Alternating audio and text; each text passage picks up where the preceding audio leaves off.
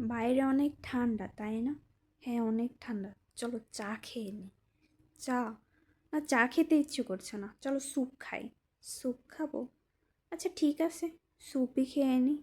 তাহলে প্রাণের একটা স্যুপ নিয়ে নিলাম। স্যুপ নেওয়ার পরে প্যানে একটু বাটার গরম করে, বাটারটা গরম করে মেল্ট করা হয়ে গেলে একটু গার্লিক দিয়ে দিলাম।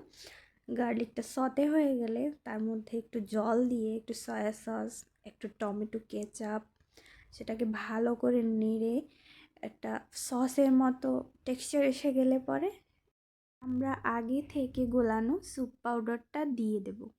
এটাকে এখন ভালো করে নাড়তে হবে। তারপরে আমরা কর্নফ্লাওয়ার গোলা জলটা দিয়ে দেব। কর্নফ্লাওয়ার গোলানো জলটার জন্য স্যুপটা একটু বেশি ঘন হয়ে যাবে। এর জন্য কর্নফ্লাওয়ার গোলানো জলটা দিলে স্যুপটা খেতে অনেক মজা হয়। আসলেই মজা ছিল। Thanks for watching.